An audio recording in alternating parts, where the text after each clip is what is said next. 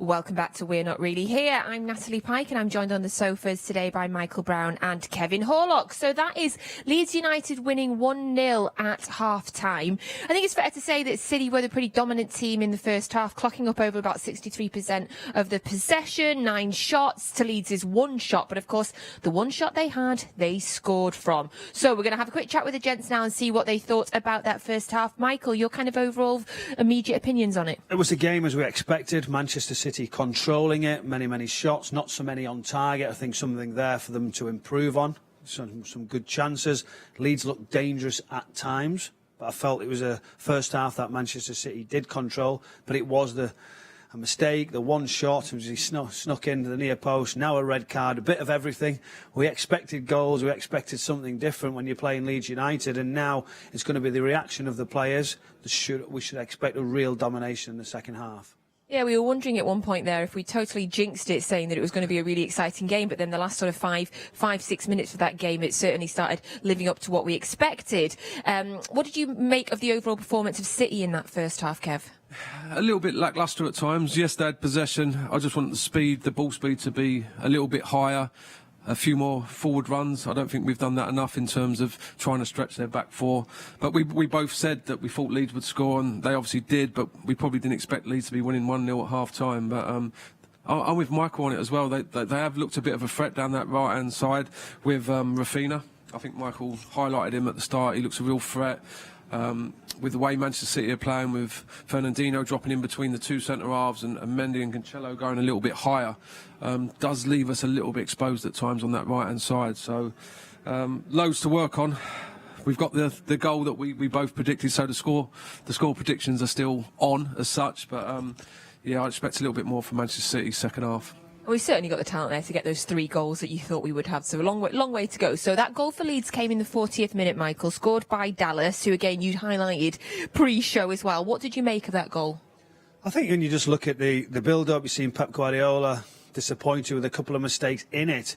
But ultimately, Leeds United commit bodies forward and it squeezes in the near post. But you can say, listen, there's been opportunities that they could have done better from. But when it goes in, you start to say, why did it happen? What could we have done better? Could we have been higher? Could we have been narrower? And it happens. We accept that. There's teams with quality who are committing bodies forward. They're going to score goals. But it's about the reaction. Straight away, we've seen John Stones get opportunities. We've seen a penalty shout. We've seen several things. But I would stay on it. It's the creativity side has to be a little bit more clinical. I think that's what Pep will be disappointed on. As you say, you control it, you have shots, but have we tested the goalkeeper out? Yeah, so 1-0 there to Leeds, their goal coming there in the 40th-ish minute.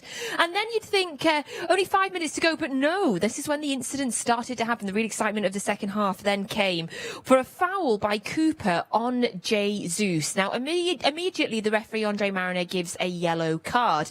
Now, we've come into the studio to get ready to start the show, so we're getting to see the immediate replays. And Michael Brown immediately says, give you your dues and respect. Thank you. It's about time that as well. That's Thank a red. you. He's going to overturn that and he's going to give it a red. So Kev and I were like, okay, and we start obviously paying attention. And as Michael predicted, Andre Mariner goes over, has a look at the TV that is on the side of the pitch, and he does overturn. I think that is what how VAR should be used. The referee should be going over and seeing, again, having a look at what is on the screen. Kev, do you think that is the right way for VAR to be used? Yeah, 100%. I think Brownie touched on it as well. I think the delay, obviously, Jesus being down injured gives them more time to look at it and speak to the referee. I think they've got to the right decision, I must admit. I know that sounds a little bit weird because back in our day, we'd be disappointed with a yellow for that. But the way the game's gone, he's just a little bit reckless, a little bit out of control, and obviously it's the follow-through. He did connect with the ball, but it's the follow-through that caught Jesus. I think you look at it, Kevin, you say, yes, we want all the players protected, endanger an opponent, we get that. So for me, I've seen it a couple of times now. If there's quite a strong tackle, if you stay down, it gives VAR so much more time to run through the clips, to see it, to slow-mo. But the second he's asked to go to the monitor, he's under big pressure there. Yeah. And as he goes over and he sees any contact that could endanger a player, when he's being highlighted, I felt straight away he was going to give it. I feel that Cooper is a slightly bit unfortunate with the slow-mo of the picture. He's tackled the ball. He is out of control, but I don't think he has any intent to try and hurt Gabriel Jesus. But he gets it. I understand why there's a red card. I've just been listening to other people's views on it. A referee as well, Peter Walton, has actually said he sees to the letter of the law why it's given, but also claims it's a little unfortunate. Yeah. But ultimately now it's for Manchester City to capitalise. VAR has been used. Like it, loathe it. It's come into play and it's been used in many, many successful ways. The slow-mo makes it look so much worse, doesn't it? Yeah, and there's a real split opinion. Obviously, just us chatting, and then I had a quick look on social media, and there is one tweet that'll say absolute dead set red card, and the one below it says, I can't believe that's been given. That's also often the beauty of football, is that some of these, the discussions and opinions. But can you see both sides of it there, I Kev? can, yeah, 100%. Like I said, he has connected with the ball. He's had a good connection. He's cleared the ball. It's just the follow through. And if you're going to look at the letter of the law and previous decisions on similar tackles like that, then you can see why it's a red. Yeah, I think for me, I agree. You can definitely see why it's a red. It was going in, he's gone in high. When you look at the slow-mos, it does look a little bit wild. So you can definitely see why it's given. But it does take Leeds United down to 10 men. They immediately made a substitution. Now, I missed who they took. They took Bamford off, but I missed who they brought on. I'm guessing that was a defender. Right, yeah. Bring him in at centre-back to replace him. It's natural. They're going to try and protect that lead, what they've got. He's played there many times. Not sure that partnership's been there too often, maybe once before. So that'll be uncertain times for them at central defence. They do have the benefit, obviously, they're going straight into half-time now, so they can regroup. How do you think we will change our approach, or do you think we will, to play against a team with 10 men? We all probably believe that Manchester City are going to have a lot of possession again. Again, it's just that ball speed, that final pass, them forward runs to create openings.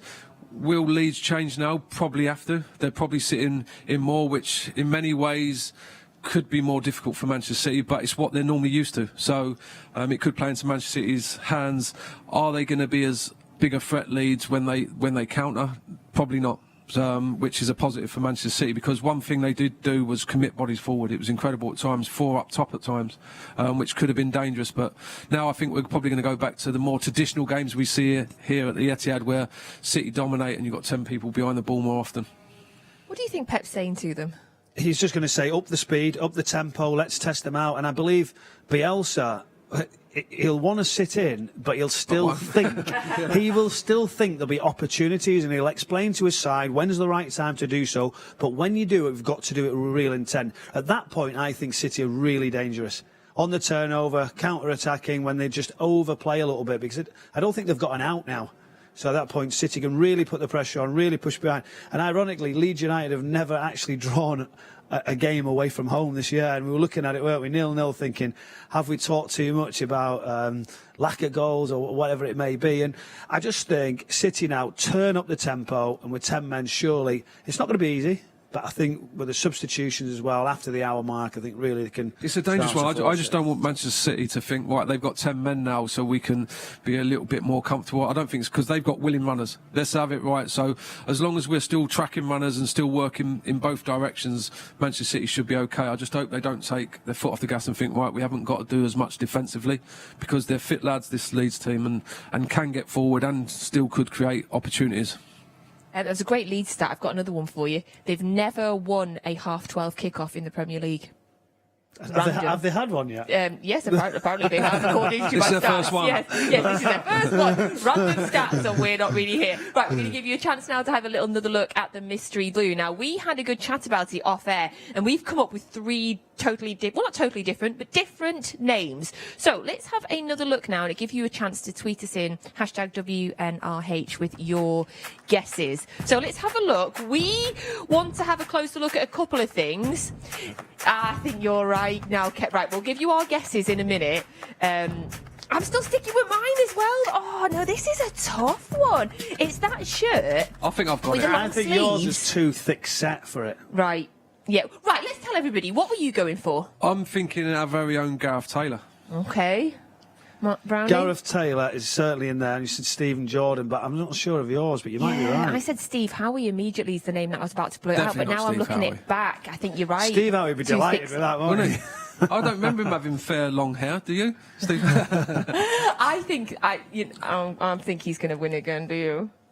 Do you know what? Look, obviously I went off the kit initially, but it's just the stance. I don't know why, it's a bit of a weird thing, isn't it? But in my head, I can just see Gareth Taylor in that position.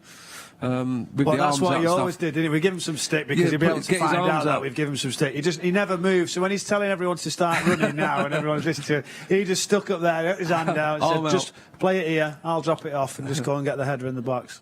Hear that, Gareth? You need to come back on and tell Brownie, stick up for yourself. So there we go. We want your thoughts, as always. Hashtag WNRH. Give us your guesses. We'll read some of them out at full time. And at full time, we'll, of course, be back to tell you who it actually is. So we've got a couple of minutes now before the second half starts again. Kev, would you be expecting any changes at half time or maybe 60, 70 minutes in? What are you thinking? Not at this point. I think he'll probably stick with what he's got and be asking more from them.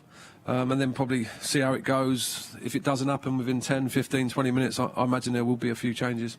We've obviously made the 7 changes as well from the game that started in the midweek with the Champions League. Obviously, the Champions League game on Wednesday. Do you think he's going to want to keep those 7 fresh, or do you think that he's going to want to win this game, bring them on to win this game first? I think we've tried to second guess him on so many times of minutes, loading. So you were looking saying, well, Cancelo, Bernardo would definitely be ones I'd be looking to...